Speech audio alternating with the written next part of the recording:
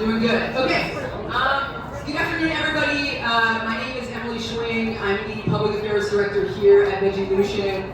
And we just want to thank you all for coming out today to this mayoral forum with the San Jose mayoral candidates, Cindy Chavez and Matt Mahan. We are happy to host you all here today at Veggielution for this event, along with our co-leaders of this event, La Mesa Verde at Sacred Heart Community Services and Spur.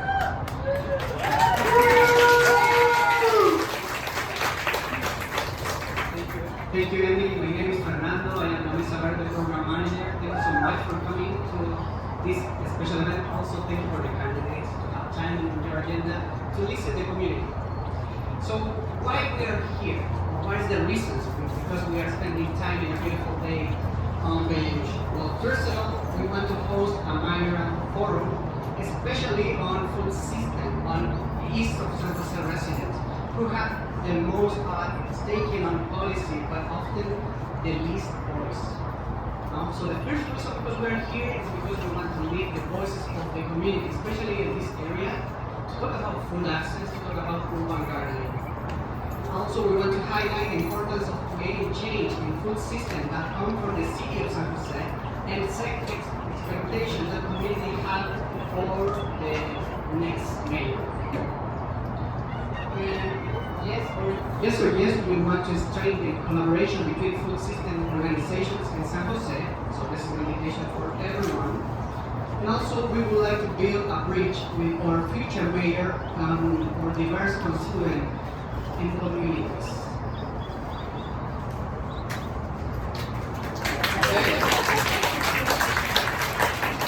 Great. So to help this event go smoothly, we put together some ground rules that we expect everyone to follow. So for the candidates, you will both be asked the same question and will have the same amount of time to answer, which is 2 minutes. Time limits on responses will be strictly observed. We have a timekeeper and signs in the front to make sure you all know. And then candidates will not interrupt each other. And the candidates are invited to remain after the forum to meet with attendees, but I've heard you have another forum to run to right after this, so we don't have to stick to that rule. And then for the attendees, if you have your phones, please make sure they're on silent. We ask that you please remain quiet and do not interrupt throughout the forum. And we also ask that you refrain from applauding or demonstrating support or non-support for a candidate's answer. And then we will hold applause until the closing of the event. And then before we get started, again, I want to make some introductions for people who are here. We have an interpreter, so if anyone is in need of interpretation but does not have the device, you can go back to the registration to grab that. That's Natalia. Where she is over here. And so she'll be doing that. She will be doing simultaneously translation for the duration of the event. I also want to look to Maricela from my team. So she's going to be, if anyone who has a translation device that needs help during it, she's going to help troubleshoot those problems. And then with us, our moderator is Jenna Kada from San Jose Spotlight, who will be moderating today's forum. She grew up and studied in San Jose and currently works covering City Hall with San Jose Spotlight. She's experienced reporting on breaking news, local government, evictions, homelessness, social movements, and more. And has received awards for her journalism and photojournalism, so we're very grateful for her taking her time out and then also participating in helping plan this event with us. So I'm going to hand the mic to her and let her take it from here.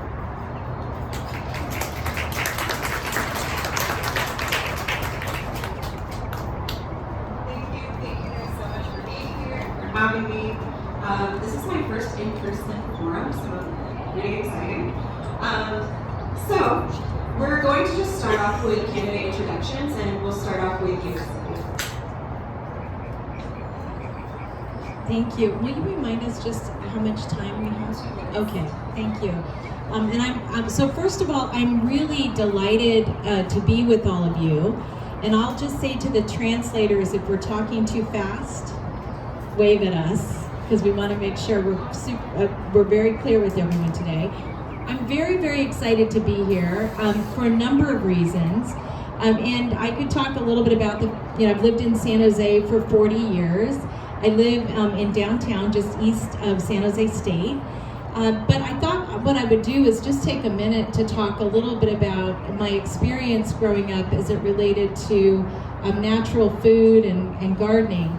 So my parents are from New Mexico. And when they came to California, one of the things that was most shocking to them is that you could get fruit that wasn't in a can.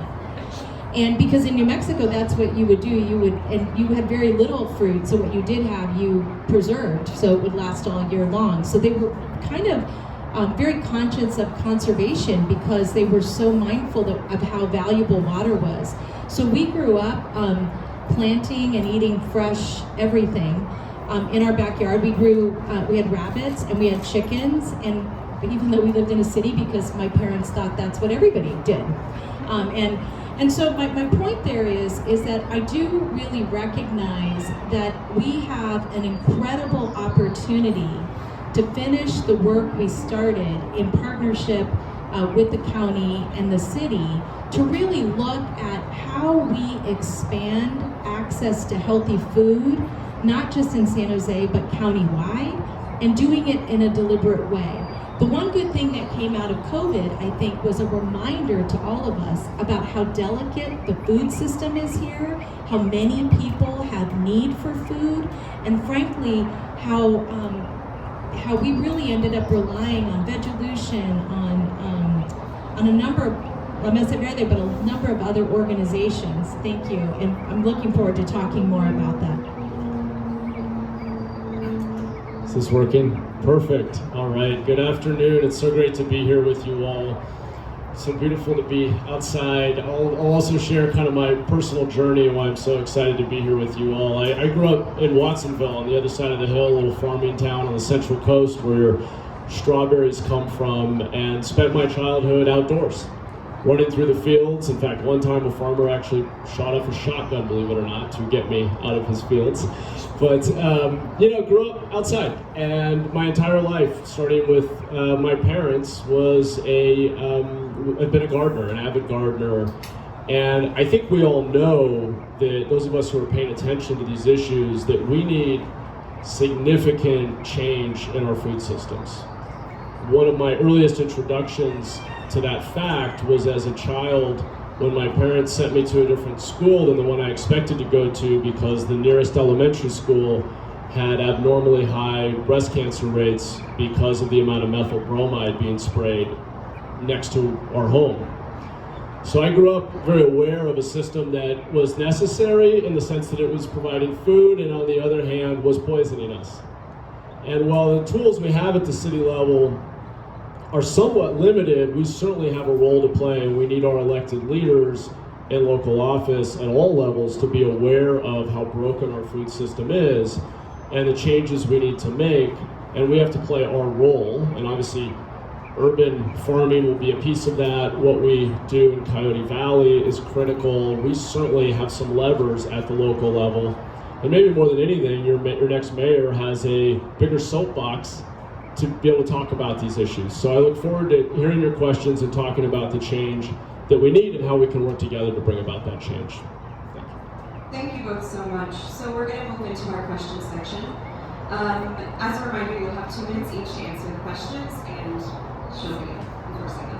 So let's start with our first question, and Matt, you'll go first this time. The City of San Jose states a commitment to urban agriculture on the city website. Urban gardening can increase community food security and improve nutrition. During the COVID-19 health emergency and currently, we're seeing the importance of local fresh food in the face of shortages and shipping challenges. How would you protect and support existing gardening spaces, and how would you expand urban agriculture within San Jose and with a lens of equity and justice? Yeah, it's an important question. In fact, when I was a teacher here in Alum Rock, when I first came back after college, I was a public school teacher here, and this was not a great success of mine, but I spent a lot of work planning a potential community garden at our school because Joseph George Middle School has a lot of land around it and a lot of interest from the community. And I think we need to, and I think the mayor can help be a public, visible leader in shaping public opinion on this. We need to leverage all of this land we have to help people play a role in growing their own food, learning where their food comes from, and bringing healthy, fresh vegetables home. And we do have a lot of land. Even though we're an urban area, most of our water use is outdoors. We are relatively low density in many areas, and we can leverage public lands to enable community gardens. And I would like to see us work through our planning department and leverage funding from outside partners to make it much easier to establish and maintain community gardens in our parks, in partnerships with our school districts. We have 19 different school districts, so one in San Jose. So one great entity to help coordinate an initiative around that would be the mayor's office in the city in which all of those districts exist. How are we doing on time? We're okay? Awesome, great. But I also think, and I think we'll get into this in some of the other questions, one of the biggest things we have to do, so there's sort of the supply side, making it possible to do community gardening, but we also have to keep building demand for it on the other side, which is really about public education and being able to talk about these issues and help educate the public on the options that we have. We can have a healthier, more resilient, less chemical dependent food system, but we have to be willing to go make that case to people, because it's a lot easier, frankly, to just go to Safeway and buy some groceries, if you even have a Safeway anywhere near you. And I'm very familiar with some of the food deserts we have even here in our own city. Could you say the question again? Sure. So we talked about the importance of urban gardens. How would you protect and support existing urban gardening spaces, and how would you expand urban agriculture access within San Jose with a lens of justice and equity? Thank you very much for the question. I mean, I think one big part of this is that the city has a lot of tools relative to land use and what we allow people to do with their own properties and what we allow people to do on other properties. I think one of the best examples is actually Emma Prush Park. I mean, it's a park that has a food source in it, and I think for a long time, cities, and I would say the county has done this too, we think about parkland and then we think about agricultural land as very separate entities.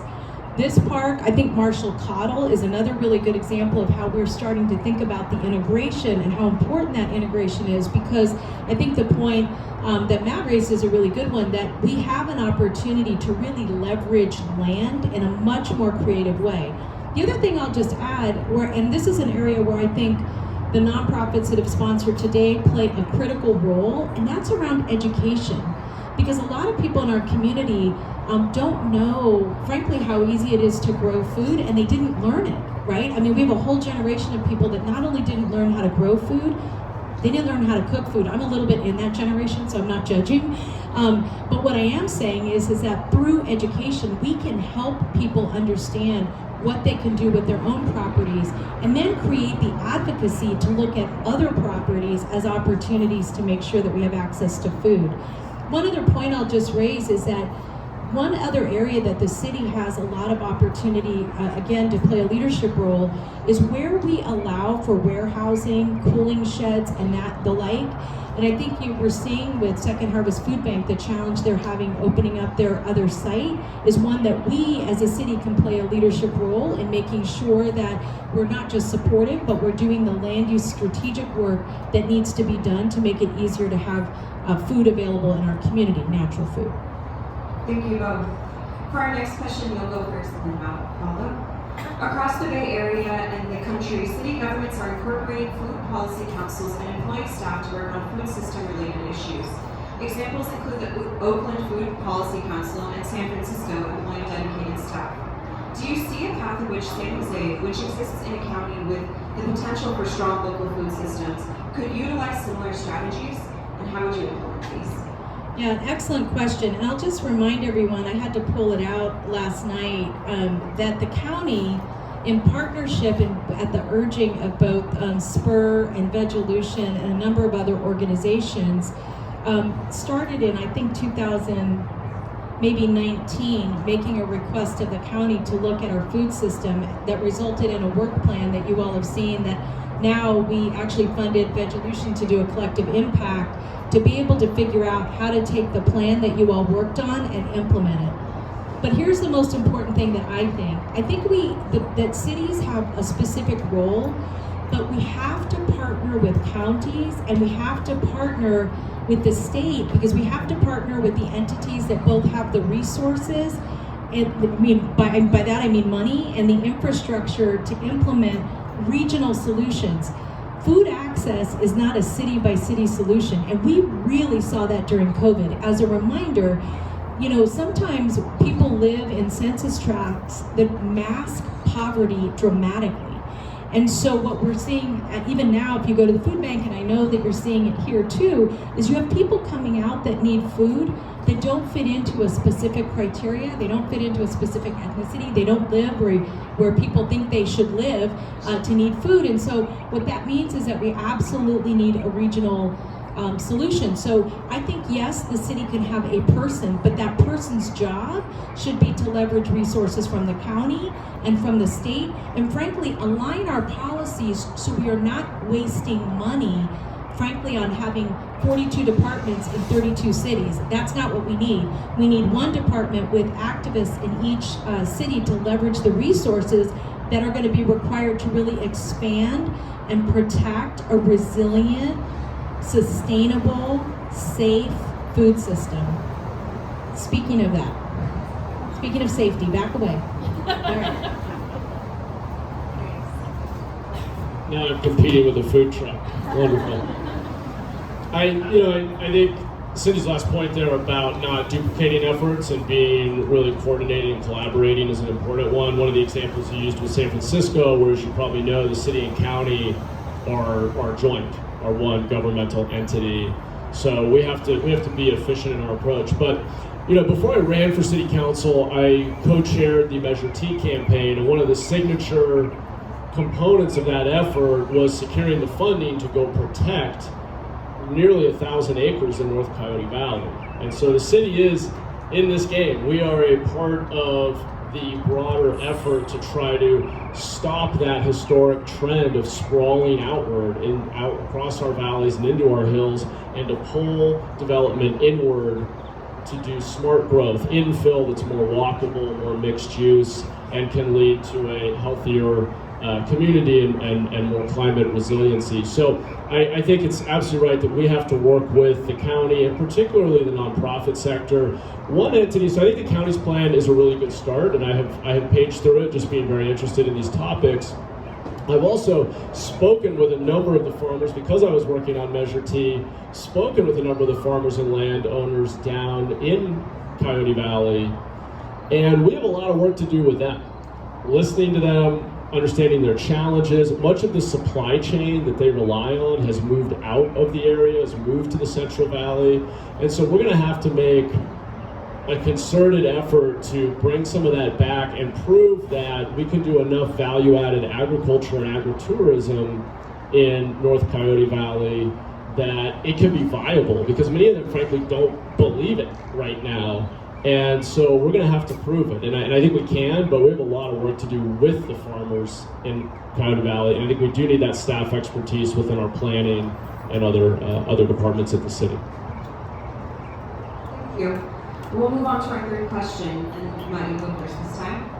According to the Santa Clara County Food Systems Work Plan, a recent San Jose State University study found that 63% increase in food insecurity there was a 63% increase in food insecurity during the pandemic. The increase disproportionately affected Latinos, households with children, and those whose jobs were interrupted or had layoffs. What's more, the same counties that are and have experienced food insecurity during COVID were the hardest hit by infections and pandemic-related job insecurity. Many food assistance programs that supported families during the pandemic are ending or soon will be, like Pandemic EBT or PEBT. Increases in monthly CalFresh budget, and Resolution's Farm Box partnership with Off the Grid. However, there is still great community need for support accessing healthy foods, especially as inflation continues to raise costs. What will the city do to increase healthy food access and improve food security, particularly for East San Jose neighborhoods hit hardest by the pandemic? Yeah, thanks for the question. So, traditionally, I have argued that every area of government needs to know what its core competency is. We have to stay in our lane and then collaborate and partner with others. And at the city, obviously, we are primarily responsible for public safety, public infrastructure, parks, and libraries. But there are some gaps in our society that are so significant where the injustice is so great that even if it isn't a core competency, we have to put dollars toward it. So I very out of character, was willing to vote in this budget for continuing to allocate funds, even though we no longer have COVID relief funds for this use, to addressing food insecurity in our community. Because food insecurity, living outdoors without a home, these are such basic needs that even if it hasn't traditionally been our primary responsibility at the city, we can't just have tunnel vision and say, oh, we're not responsible for that. We are responsible for lifting up and protecting the most vulnerable in our community. I do want to say, though, that the biggest policy lever your city has for addressing food insecurity is not just funding food directly and not just enabling more community gardens, and all of that is great and important, but the big driver of economic insecurity in our community is the high cost of living, and especially the high cost of housing. Our region has added 6 jobs for every 1 home we have built. That has led to massive economic dislocation, people being displaced, people having to double and triple up in an apartment, and that is a public policy failure at the city level more than anything. That is cities failing to do their job to have balanced growth and to build housing when we have economic growth that's bringing more people to fill those jobs. And so while I will continue to support taxpayer dollars at the city level going directly to addressing food insecurity because of how significant that need is, it's a losing battle if we don't start to remove barriers to building the housing we need to bring down costs. Thank you. Yes, thank you very much for the question. Just as a reminder, in about 2018, Spur and Veggielution came to the county to say, hey, what are we going to do to make sure that we have a strong, viable, healthy food system in our community? We then funded, Supervisor Simidian and I requested the funding of a study that would take a look at all of the different pieces, including what we were doing with restaurants and other partners that are in the food system, recognizing, frankly, how big the food system is. And then recognizing also that for the county, because we're also responsible for health and public health, that food needed to be a higher priority for the county than maybe it was at the time. And then recently we funded the Urban Growth Network to have a joint approach and a work plan that would be across cities and the county. I'm just reminding you about all of that to make this point. There is no doubt in my mind that we need to think differently about how we fund food and nutrition and access. And part of the reason that we need to be thinking more critically about that is that we're in a very different era now where we have to think about resilience. What COVID taught us is that food that was grown abroad and not able to get here had an impact. The supply chain, how we treat water has a huge impact on all of us. How we treat the open land and open spaces, and frankly, even what we fund, because as you know, the county continues to purchase parkland in the lake, and what I've really been asking us to add is to add agricultural space to our park funding. I raise all this to make this point. The city does have a role, and the city should be the bully pulpit. It should be the advocate for everybody who lives here because we want a healthy place that people can thrive. But that should leverage state, county, and federal money, and that's going to be critical if we're going to meet the need. Thank you so much. This is our last question before I move on to community questions, so start thinking of stuff.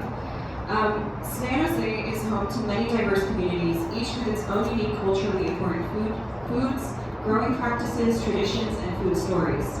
How would you ensure that community members have a voice in food policy creation that reflects and respects their needs and perspectives? Go ahead, Cindy.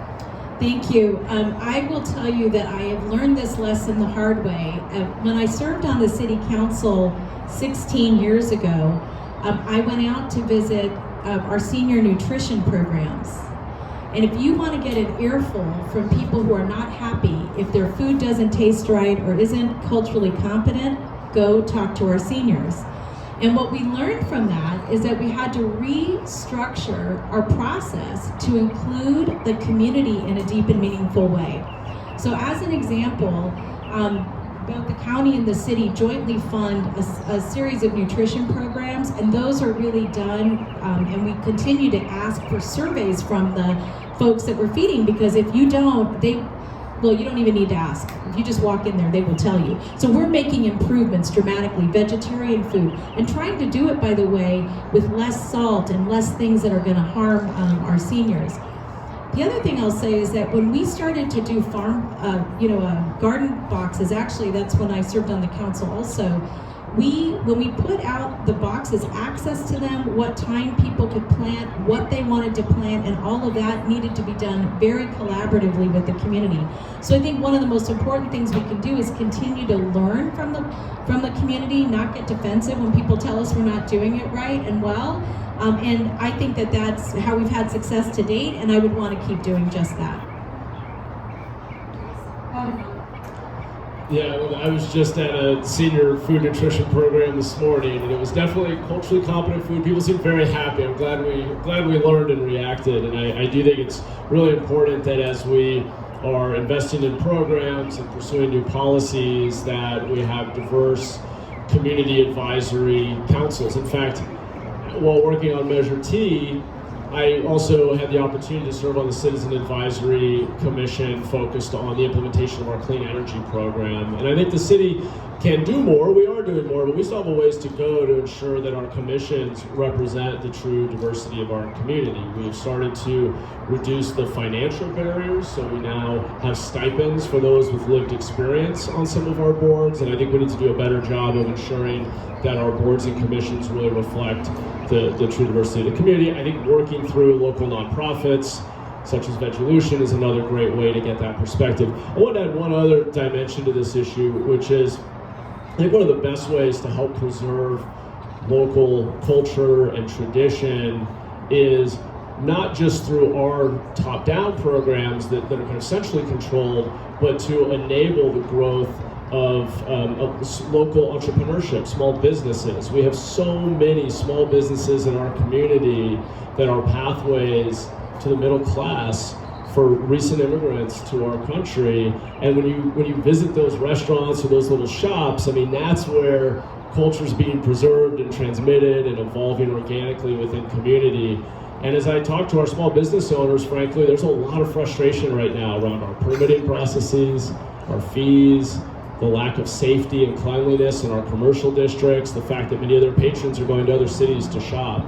And so we have a role to play at a very basic level of supporting our entrepreneurs and our small business owners so that they, in their own organic, diverse way, can also continue to provide those foods and services and kind of culturally relevant and specific services to their community. Thank you both so much. Now,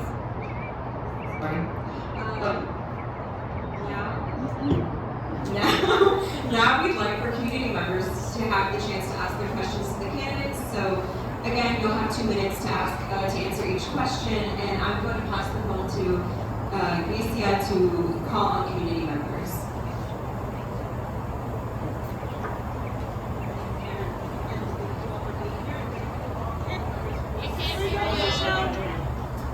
Is this better?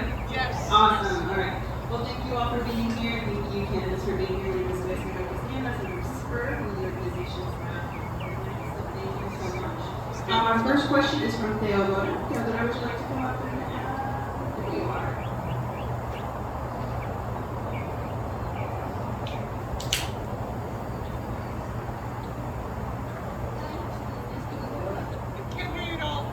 Can you hear me? Yes. Great. Hi, nice to meet you. My name is Theodora. My name is Lisa. I am urban gardener, and the question will be in Spanish. Porque me identifico con mi idioma. ¿Okay? Durante la pandemia, los jardineros urbanos y agricultores nos dimos cuenta que el sistema alimentario se vio afectado por emergencias climáticas. Incendios y sequías están amenazando la agricultura y el acceso a alimentos. ¿Cómo imaginan ustedes un sistema alimentario resiliente a la crisis y el cambio climático en San José? ¿Y cuáles serían sus estrategias?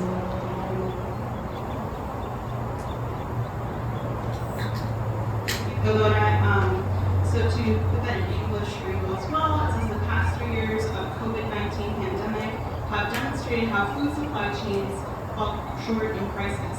Wildfires, drought, and other natural disasters are occurring more frequently and intensely due to human-caused climate change. It is more clear now than ever that we need a local food system that can handle unpredictability. What does a climate and disaster resilient food system look like here in San Jose?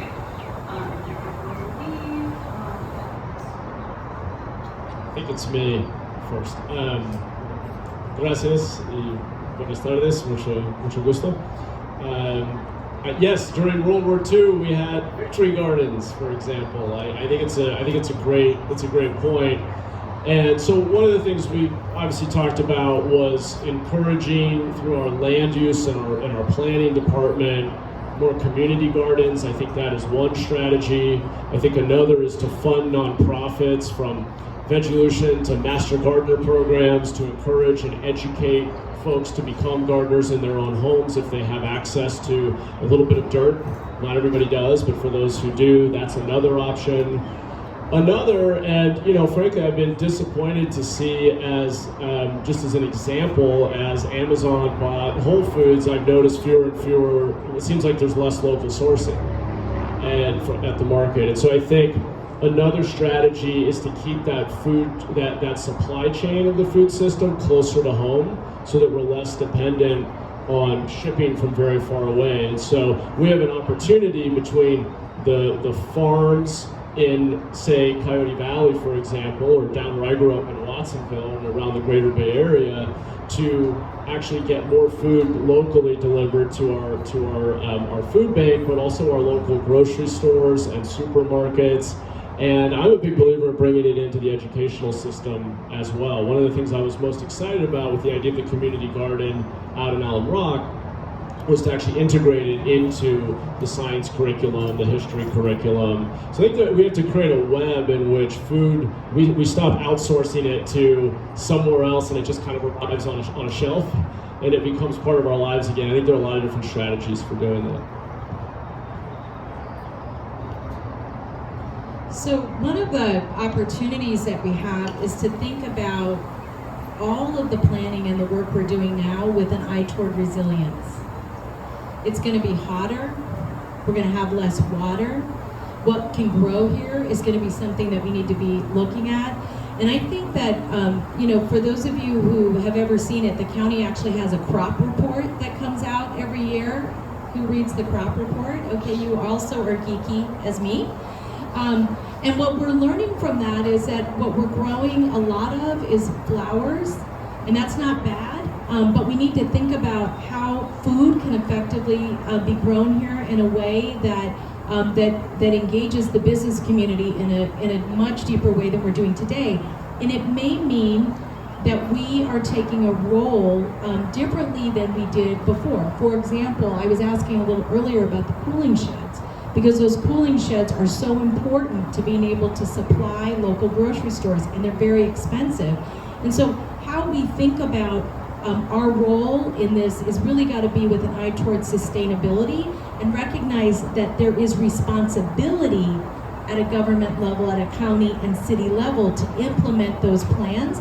Otherwise, we will not be protecting the health and welfare of our community. I just want to give you one example of this. Part of the reason it's so important to protect Coyote Valley is that we know that our aquifers are over there where they protect our water. One of the most protective ways to clean water is to have water go through plants, right? And so making sure that what we're doing in Coyote Valley is free of chemicals, and that we're really reflecting on the fact that we're not only growing food, but we're also preserving and protecting our watershed, is the kind of thing we should be thinking about in every decision we're making, including how do we protect the hills from wildfire, right? All of that's got to be part of our work. Better? Okay, perfect. Thank you both. We have a question here now from Mariela. Mariela, would you like to ask the question?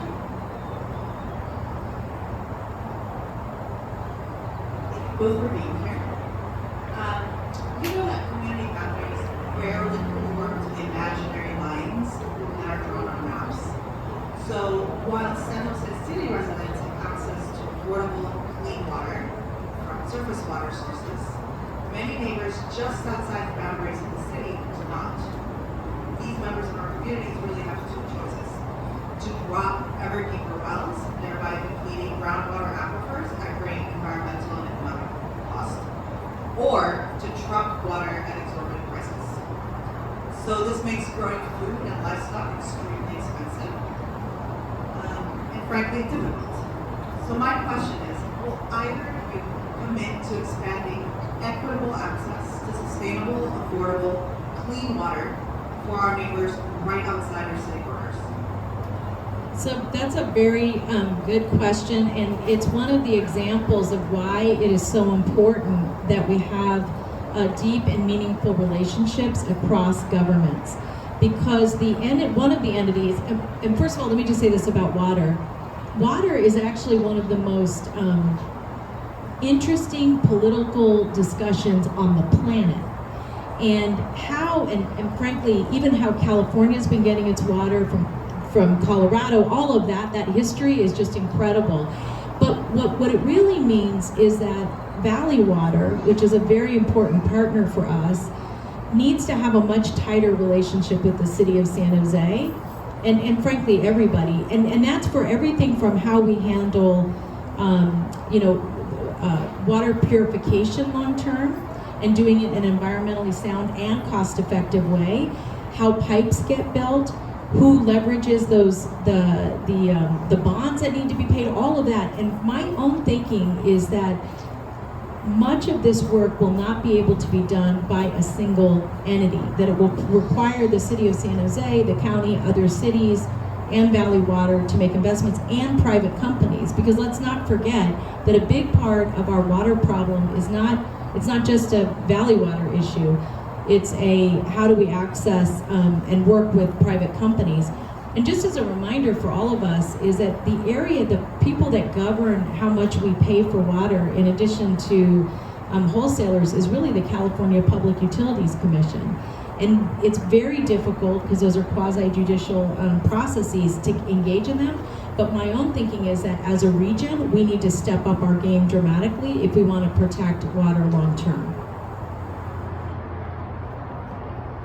As you're asking your question, I was thinking about one of the biggest challenges we faced as I was growing up down in Watsonville was pumping so much groundwater out that we had extensive saltwater intrusion that started to actually make it such that we couldn't even grow food anymore. So we were killing our own ability to provide food because of the way that we were overpumping the aquifer. It was that sort of short-termism that plagues our society today. So I absolutely think that this has to be a top priority for us from just a survival perspective in the long run. I agree with everything that was said about coordinating state level. One of the things I'm a little disappointed about, frankly, at the state level is we have massive surpluses that could go to once-in-a-generation investments in infrastructure. And a lot of it is just being returned in small checks to make people happy. And I know there's a lot of economic insecurity too, but I feel like when you have that opportunity to upgrade our water system and make some other really big investments, I think, I don't think we've done enough there, frankly, but that's kind of an aside. At the city level, let me just quickly touch on a couple of things. We run the wastewater treatment facility. We clean a bunch of water and pump it back into the bay, which is not great for that ecosystem. It actually dilutes the level of salinity that should be there. 55% of our water use in the city is outdoors, mostly lawns, frankly. We should be doing two things with that. One is expanding water recycling in partnership with Valley Water and bringing it back through our purple pipe system to ultimately serve all of those outdoor uses and new construction, flushing toilets and all the rest. And then on the conservation side, the average front lawn takes 40,000 gallons a year to keep green. If we can encourage people to farm it or to plant native plants, we can cut that by 80 to 90% just by making that transition. All it takes is a little bit of education and a little bit of money to help make the transition, and we're all better off in the long run.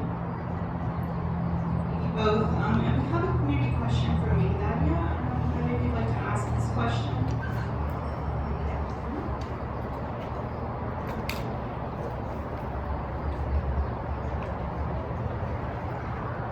Yo los escucho decir hacemos convenio, hacemos programas, pero de ustedes como candidatos, ¿cuál es ese programa que implementen para lograr el acceso a una comida justa, pero que también el cambio climático nos está afectando?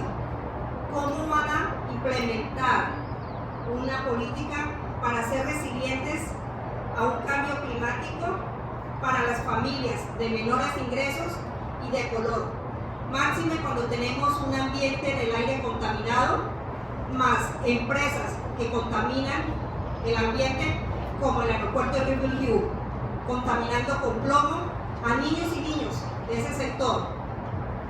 ¿Cómo implementan ustedes ese programa como candidatos?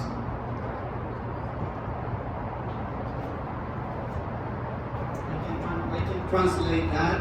She's Migdalia, she's a member of La Mesa Verde. So she was asking, you are talking a lot about partnership, alliance with different state organizations and government organizations. But the question is, what are you going to do if you are a mayor to implement some policies to address the climate crisis that we have? We have a lot of companies who pollute the air, like the airport, for example, who is putting poison in the soil, and other companies that they're doing almost nothing to protect the environment. So the question is, what policies are you going to do to ensure that the city will implement projects and ideas related with the climate crisis, especially for the communities that have been underserved for a long time?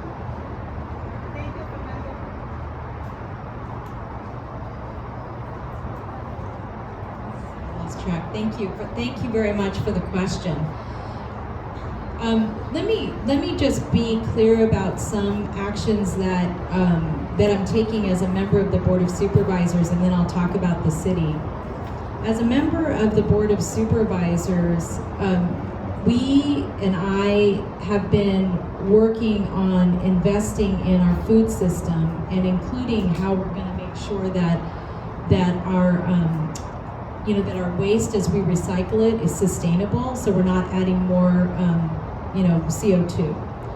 At the county, I've led the effort to remove leaded fuel from Reed Hillview Airport. And that's an action that we took in January to not sell any more leaded aviation gas because it's actually the number one way that lead is polluting in the air is through piston engine aircraft. So those are immediate actions. I think as it relates to the city, let me just talk about the county and the city, is that I'm also very worried about wildfires and air quality from them. I served on the Bay Area Air Quality Management District and led an effort to change the way refineries operate to remove more PMs out of the air, the particulate matter that gets into our kids' lungs, because so many of our kids have asthma. So I took that action, but the bigger action in my mind was that when the wildfires hit, all of that work we did to remove the PMs came right back through wildfires.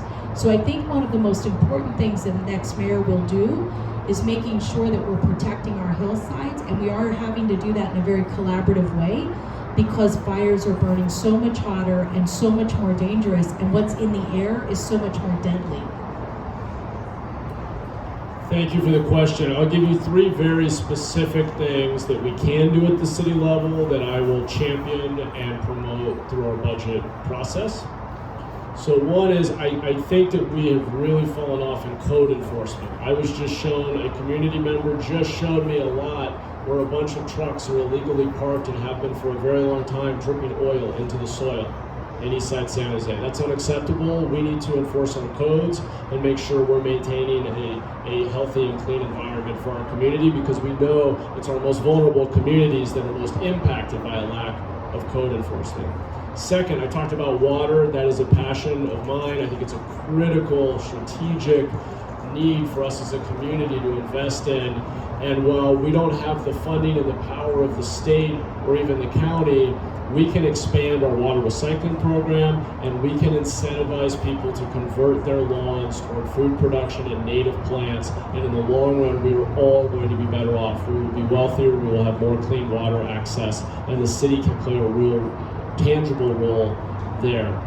And then the third one, which gets back to this idea of community gardens, is we absolutely should do a better job of using all of the fees that we have at the city level for mitigating development to directly incentivize developers to incorporate community garden space into what they're building in exchange for seeing a reduction in having that count toward their park fee, for example. So we can give them a benefit to make the project still pencil out if they're willing to invest in something that we want to encourage. Assuming we have the community partners who are willing to demonstrate that they'll use that community garden. So I think land use is another area that's really within our control as a city. A lot of the conversation today has been about how we partner with county, water district, state, because unfortunately our government is so decentralized that we have to have a very high level of collaboration to get a lot of things done.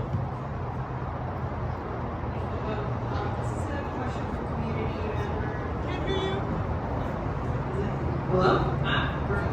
This is a question from a community member who did not write their name, but they would like us to ask on their behalf. It says, with more and more studies connecting pesticides with adverse health effects, what are you going to do to limit unnecessary spraying of pesticide on medians, highway ramps, homes, etc.? Yeah, great question. I was very disappointed that the governor did not sign the ban on neonicotinoids just last week, and I think that was disappointing. Locally, at the city level, the best thing we can do is I have actually been lobbying our Parks Department to use less and ultimately phase out pesticides like Roundup. I don't think it's necessary. Yes, there's a little more work we have to do in terms of what we plant or how we do the manual weeding. I started a Friends of group at one of the parks in our community where, yes, we have to do a little more work to maintain our parks without using heavy pesticides, but in the long run, we're all going to be better off if we're not dumping Roundup in our parks just to control things that we call weeds, but actually I think dandelions are beautiful and actually edible. So I think we need to shift our mindset, we need to shift our practices. Part of that's about public education, part of it is actually changing our policies. I will certainly be, those are at the city level, certainly be an advocate for reducing pesticide use through state policy, which is really where that's more likely to ultimately be decided at scale. Yeah, thank you for the question. First of all, the changes that we can make, we can do right now by changing the standards for how we buy products. So as an example, at the county, because in part of the areas that we maintain roads are so close to agricultural areas, we've actually changed the types of chemicals that we're using. And some of that is through procurement by saying, we want to be able to deal with this particular issue, but we want to do it in a way that has all of these safety features. And by forcing that conversation, we actually help create a market for less toxic chemicals. And that's really important because one of the challenges we have is as these new innovations become available, if they're not being bought en masse, they don't go anywhere. And that's one of the areas that we can do that right at a local level. You can use the procurement process right now that we have to be able to address those kinds of issues. I think the other thing that we have to remember is that there are other ways that that we can address what we think is right or wrong in our communities. And I think the point that Matt raised that I just want to share is that, thinking about native plants, and really understanding what we intend to grow versus what we don't want to grow may require us to think a little differently. At the county, one of the actions that we took recently was to take a look at how to support more people being able to have bees on their property. Because bees are such a good way to make sure that we're creating a healthier environment and doing that in a really assertive way. There are lots of people who want to be beekeepers, and as all of you know, all the work that you're doing, we need those pollinators, and we want to make sure chemicals don't kill those pollinators, and that we have many, many, many more of them. So again, those are local policies that we can do right away. We're starting that at the county with input from the community. Thank you both. We are at time, so we want to be respectful of that. Would you all be open to one more question, or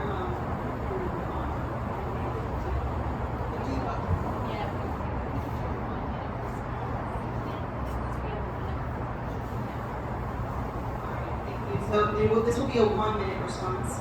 So this is a question from a community member as well, who we will be asking on their behalf. It says, given the drought and loss of crops plaguing the country, a severe food shortage is probably to be expected.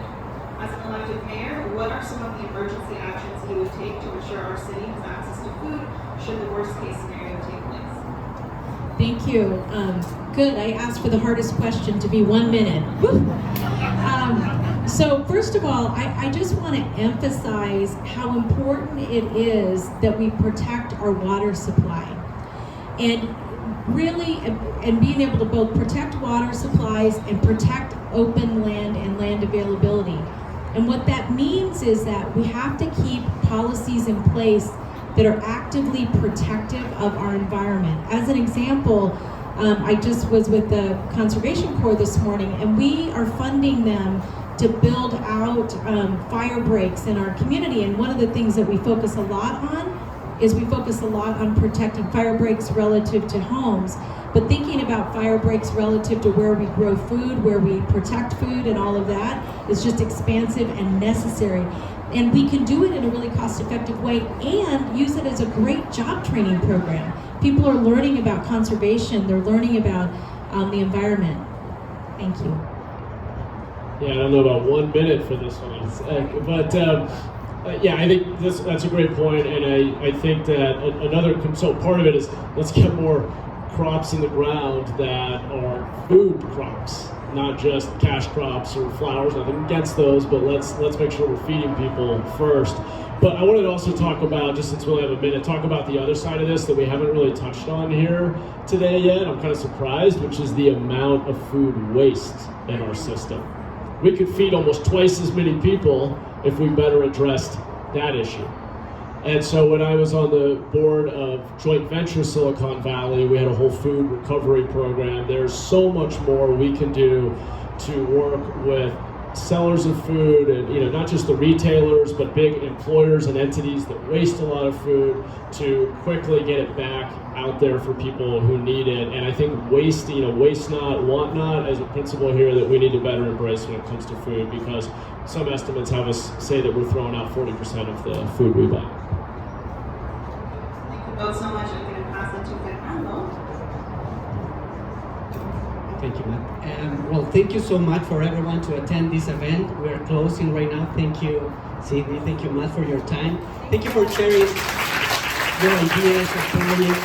And I want to say thank you also to Jana for facilitating and moderate this conversation. Also for the planning committee of this event, Mariana Cáceres, member of La Mesa Verde, Claire, Grecia Marquez from Spurs, Emily, of course, from Inaigail from the Mission. And I hope this is not the last time we have conversation with authorities. Because people who work in the food system and also food advocates and urban gardeners, they have a huge role to play in the food system. And we cannot resolve the issues without your support. So I hope this is not the last time we talk together. If it's not has authority, we anyway we need allies, because the challenges that we are facing are huge and we need more hands on the desk.